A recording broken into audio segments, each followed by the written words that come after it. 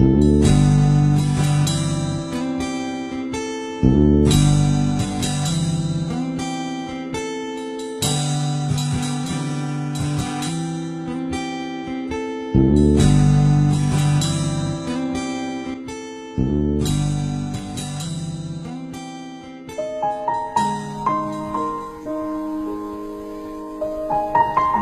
aking pagtanda, unawain mo sana ako at pagpasensyahan.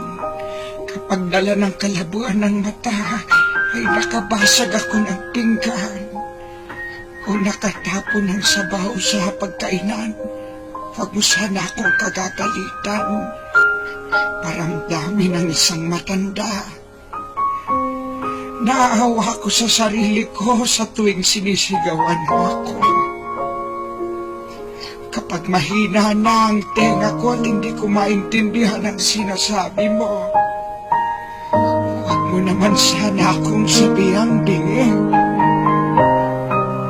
Pakiulit na lang ang sinabi mo, pakisulat mo na lang. Pasensya ka na, anak. Matanda na talaga ako. Kapag mahina na ang tuhod ko, pagtiyagaan mo sana akong tulungang tumayo.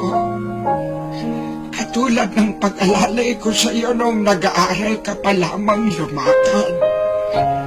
Pagpasensyahan mo na sana ako. Kung ako man ay nagiging makulit at paulit-ulit na parang silang plaka, basta pakinggan mo na lang ako. Huwag mo sana akong pagtatawanan o pagsasawaang pakinggan. Natatandaan mo pa ba, anak, nung bata ka pa?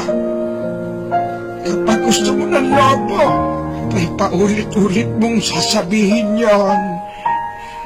Maghapon kang nangungulit hanggang hindi mo nakukuha ang gusto mo. Pinagtyagaan ko ang kakulitan mo. Pagpasensyahan mo na rin sana ang aking amoy.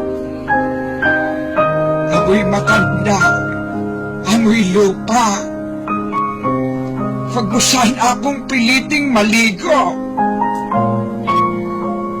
Mahina na ang katawan ko.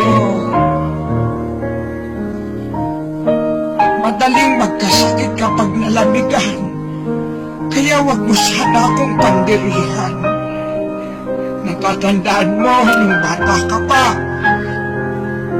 Pinagtsatsagaan kitang habulin sa ilalim ng kama kapag ayaw mong maligo. Pagpasensyahan mo na sana kung madalas ako'y masungit. Lala na marahil ito ng katandaan. Pagtanda mo, maiintindihan mo rin ako. Kapag may konti kang panahon, magkwentuhan naman tayo.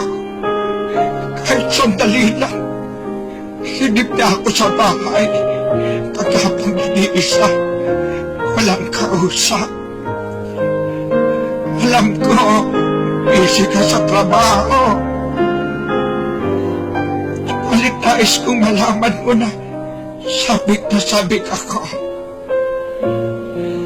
Makakwentuhan ka kahit alam kong hindi ka interesado sa mga kwento ko. Natatandaan mo, anak, nung bata ka pa.